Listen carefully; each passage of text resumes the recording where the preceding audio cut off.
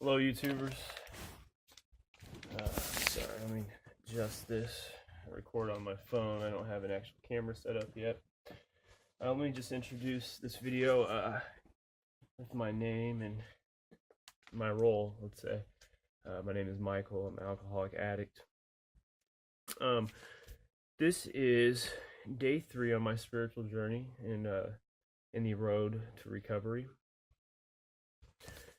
I'm going to touch base on my meeting from last night, and then also from my 7 a.m. meeting that I just got done. Actually, not just attending, I chaired, which was a good experience in its own. I got to chair something that made me feel of importance, and that's really it's really important in early recovery. To feel important. You know, importance doesn't just come in an instance. It takes, like I said yesterday, it's baby steps. It takes a little bit of effort.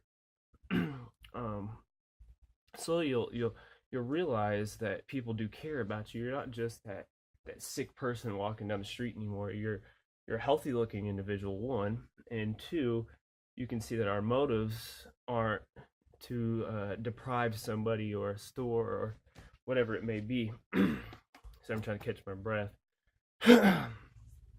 Okay, so yesterday in the big book, we did a reading on page 128. In the second paragraph of page 128, it had said something along the lines that our family members were affected too, and they kind of got discouraged because their love and devotion did not strengthen the alcoholic out, that it wasn't enough, and it made them feel like, well, is this genuine?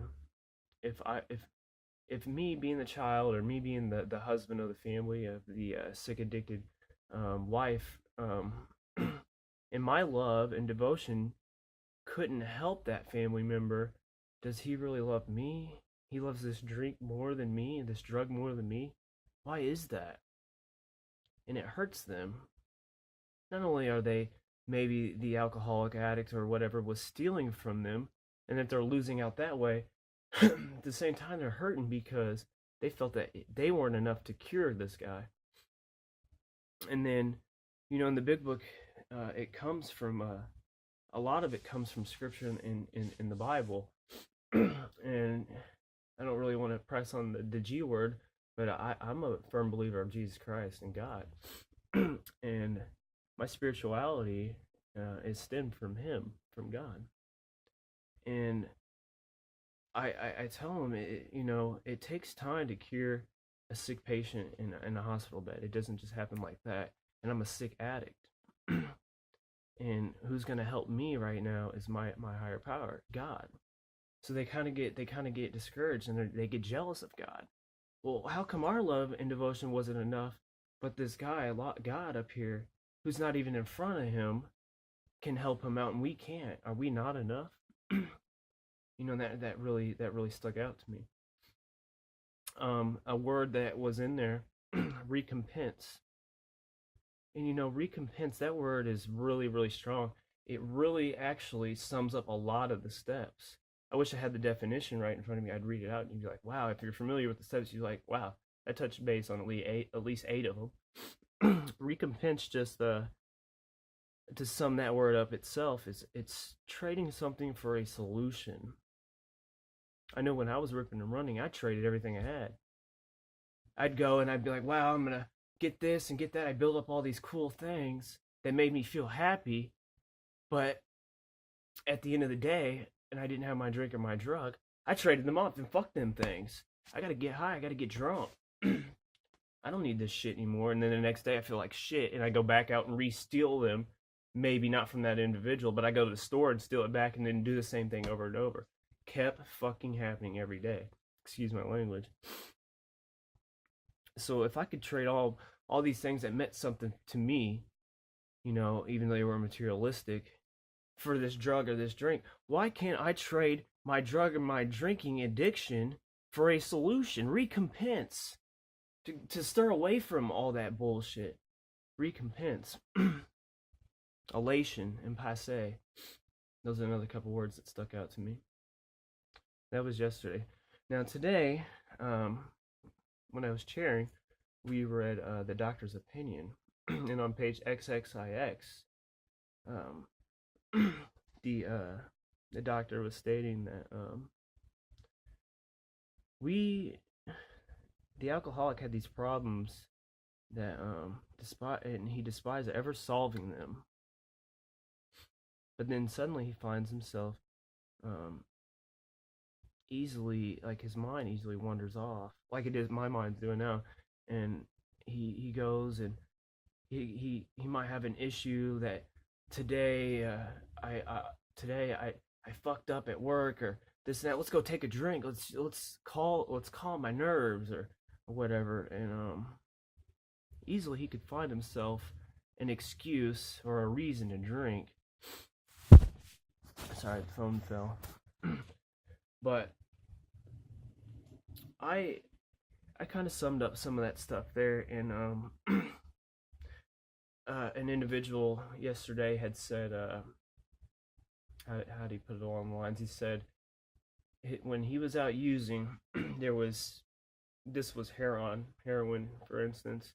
He said that when they would find out that somebody died from using it, one of these dealers' bags, that must have meant it was good. What the fuck? What's good about death? What the fuck is good about death? I don't get that.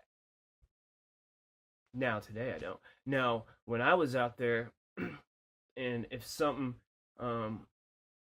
like, oh, that alcohol, that shit was so fucking, it was some good moonshine. Take one shot and you're fucking dead on the floor and not waking up till next week.